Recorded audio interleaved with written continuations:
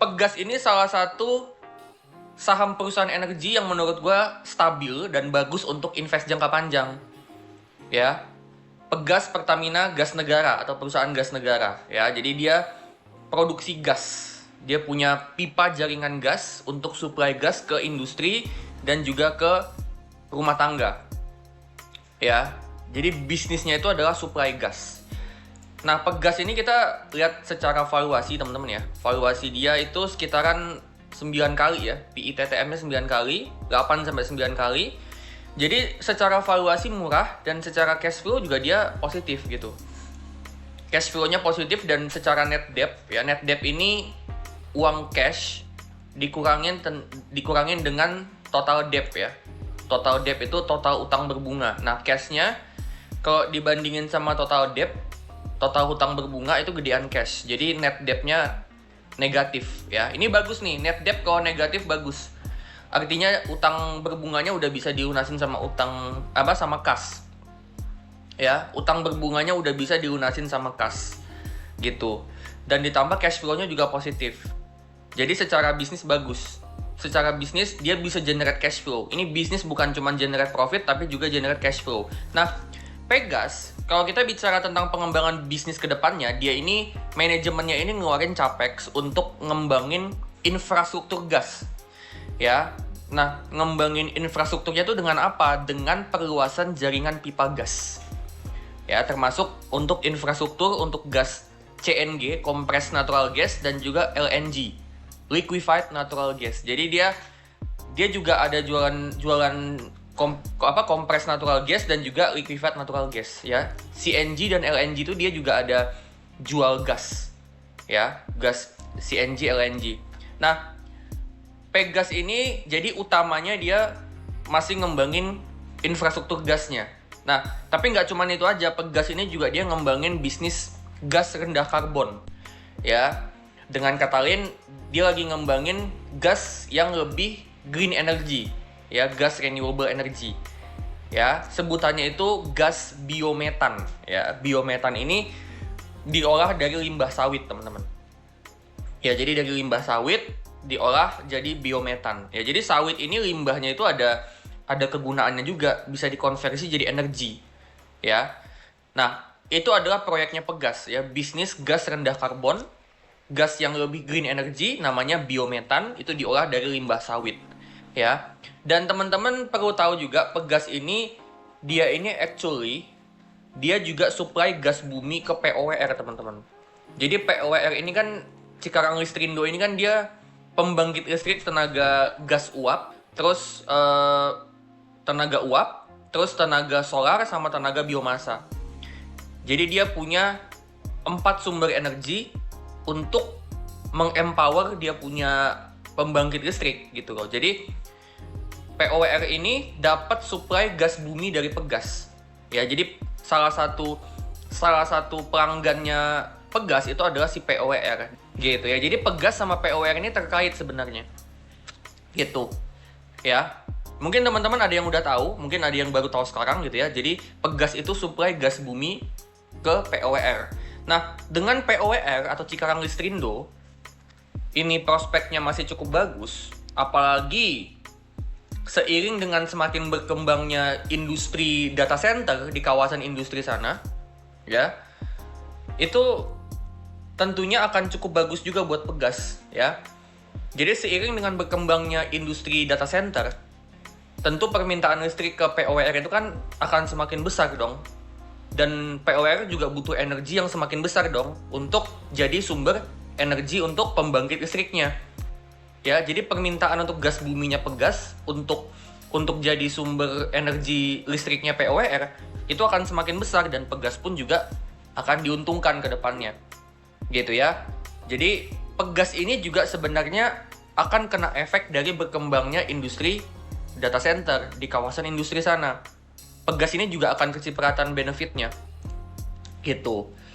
Ya. Nah, selain itu Pegas ini juga supply gas bumi ke pelanggan di sektor baterai EV di Karawang. Ya, jadi fun fact, dia juga ada supply gas bumi ke salah satu perusahaan yang mana perusahaan ini adalah produsen baterai EV. ya di daerah Karawang. Nah, Pegas itu suplai gas bumi untuk jadi sumber energi untuk proses produksi baterai EV. Ya, jadi Pegas Pegas ini ekspansi bisnisnya juga ke renewable energy dia. Ya, tadi dia ngembangin gas biometan. Ya, dia juga ngembangin kompres natural gas, liquefied natural gas, ya. Terus Pegas ini juga dia supply gas bumi ke POWR. Dan POWR seiring dengan permintaan listrik untuk data center itu meningkat ke depannya, maka POWR itu permintaan listriknya akan semakin besar, dan sumber energi untuk listriknya POWR yaitu gas bumi, dan gas bumi itu dari Pegas, maka permintaan gas bumi untuk Pegas pun permintaannya akan meningkat gitu. Dan Pegas juga supply gas bumi ke bisnis produsen baterai EV.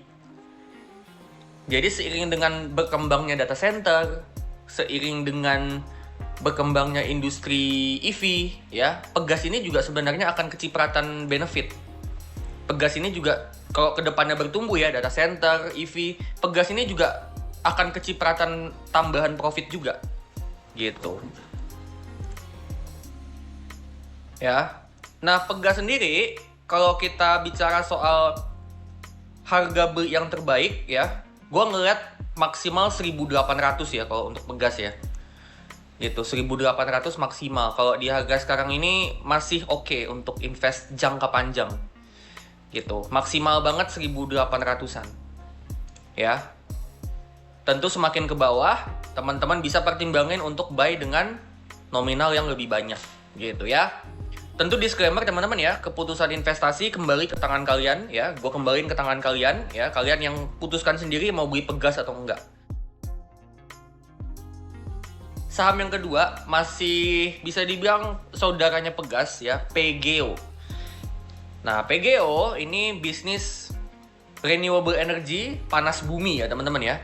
Pembangkit listrik zaman sekarang itu butuh panas bumi untuk renewable energy.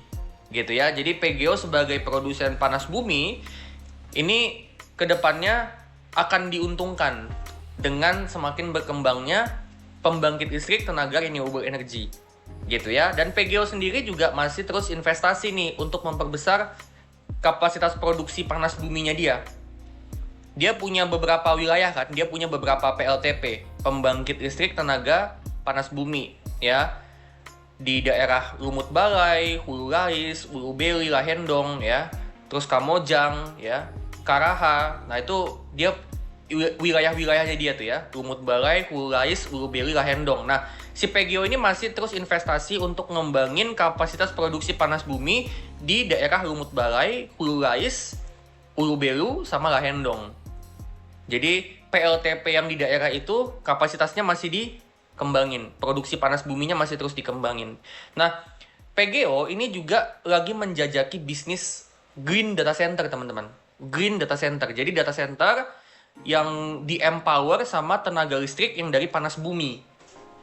Nah, ini menarik, teman-teman. Jadi si PGO ini artinya bukan cuman dia jualan panas bumi doang, tapi dia actually mengusahakan hilirisasi panas bumi, di mana panas bumi ini diusahakan sama dia supaya ada nilai ekonomisnya. Panas bumi ini dijadikan ada gunanya untuk sesuatu yang punya value, gitu ya. Salah satunya adalah green data center. Jadi panas buminya akan jadi sumber energi listrik. Untuk energi listrik ini akan mengempower si data center, makanya sebutnya green data center karena pakai energi hijau gitu. Jadi dia mau ekspansi ke sana nih, tapi baru rencana ya. Ekspansi ke sananya beneran apa enggak, udah dieksekusi atau enggak belum tahu. Gitu.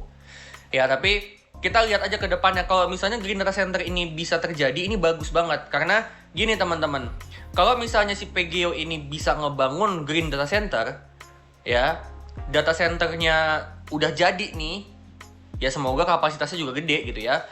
Data center ini nantinya bisa digunakan untuk BUMN. Jadi kalau bicara soal data center, si PGO ini ngebangun data center dan PGO ini BUMN, ya sebenarnya pelanggannya data centernya si PGO adalah ya bisnis-bisnis BUMN yang undernya Danantara. Ya, mungkin mereka ngembangin teknologi, mereka ngembangin aplikasi apa gitu ya. Nanti pakai data centernya si PGO. Jadi dengan dia udah di dalam ekosistemnya BUMN, di dalam ekosistem Danantara Group, ya, menurut gua data centernya PGO ini permintaannya akan langsung gede gitu loh. Belum yang swasta. Ya itu baru BUMN ya, belum yang swasta gitu. Terus PGO ini juga mau ngembangin namanya tuh green hydrogen ya, dari panas bumi. Nah, menariknya gini teman-teman, green hydrogen ini bisa jadi bahan bakar rendah karbon untuk kendaraan listrik.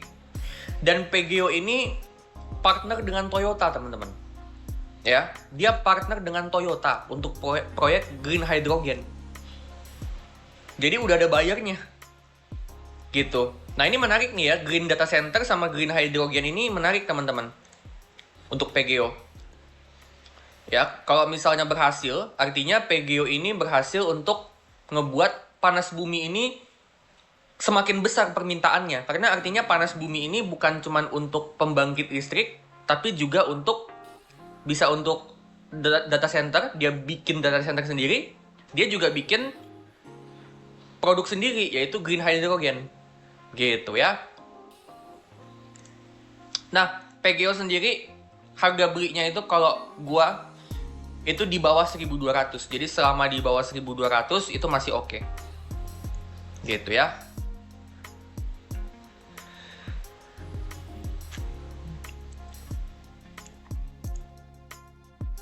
BTW buat yang di komen bahas komoditas, kita bahasnya energi teman-teman ya. Jadi bukan komoditas ya, beda ya.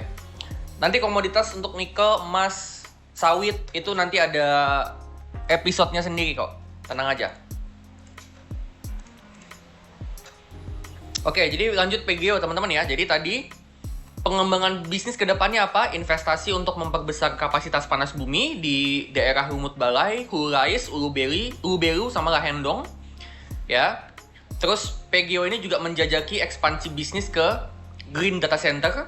Terus PGO ini juga mau ngembangin green hydrogen dari panas bumi, yang mana green hydrogen ini nantinya jadi bahan bakar rendah karbon untuk EV, kendaraan listrik. Dan PGO ini partner dengan Toyota untuk proyek green hydrogen, gitu ya. Nah, POR ini ceritanya apa? Jadi POR ini adalah emiten pembangkit listrik, seperti yang tadi kita udah bahas di awal. Energinya itu mayoritas dari gas bumi. Paling besar itu dari gas bumi. Jadi POR ini adalah emiten pembangkit listrik tenaga mayoritas gas bumi. Selain gas bumi ada batu bara, biomasa, sama solar. Tapi mayoritas itu gas bumi sama batu bara. Gitu ya. Dan seperti yang tadi kita udah bahas, POR itu beli gas bumi dari Pegas. Jadi kalau POR ini bisnisnya ke depannya pendapatannya meningkat, ya, Pegas pun berpotensi diuntungkan. Gitu. Kalau POR ini dalam jangka panjang bisnisnya bertumbuh terus, maka Pegas pun akan dapat benefitnya juga. Gitu. Nah, si POR ini dia bisnis pembangkit listrik ya di daerah Cikarang sana. Makanya namanya Cikarang Listrindo. Dia suplai listrik ke kawasan industri ya, dan juga PLN, tapi mayoritas ke kawasan industri. Jadi dia mayoritas ke swasta ya. Ya, jadi itu customer-nya mereka ya. Kawasan industri sama PLN. Tapi mayoritas ke kawasan industri. Jadi dia banyak suplai listriknya ke swasta. Ya. Nah, gue ngeliat gini teman-teman, suplai listriknya si POR ini yang ke industri terutama itu akan meningkat terus ke depannya dalam jangka panjang. Seiring dengan bertumbuhnya ekonomi, seiring dengan perkembangan teknologi, terutama data center, ya. Jadi seiring dengan semakin masifnya pembangunan data center di daerah industri sana, maka permintaan listrik untuk si POR itu tentu akan meningkat. Dan seperti yang tadi gue bahas, kalau permintaan listriknya meningkat ke POR karena permintaan data center, maka yang diuntungkan juga Pegas. gitu. Ikut diuntungkan juga si pegasnya. Gitu. Nah, kedepannya manajemen bilang bahwa POR ini juga mau meningkatkan efisiensi operasional ya. Jadi kita lihat aja nanti ke depannya. Ini manajemen yang ngomong BTW. Ya, jadi dia mau ningkatin efisiensi operasional. Manajemennya bilang begitu ya. Semoga terwujud ya teman-teman ya. Jadi kalau misalnya pendapatannya naik ya, seiring dengan ekonomi bertumbuh, seiring dengan industri manufaktur bertumbuh, seiring dengan berkembangnya industri data center, ya pendapatannya naik plus dia efisiensi operasional, itu bisa ngebuat pertumbuhan labanya tuh naiknya kenceng banget. Bisa kenceng pertumbuhan labanya. Ya, karena kombinasi antara kenaikan pendapatan sama efisiensi operasional. Nah, tapi kita lihat ke depannya gimana efisiensinya ini, eksekusinya berhasil apa enggak gitu. Nah, bicara soal dividen, POR ini dividennya gede teman-teman ya, 9%. 9%.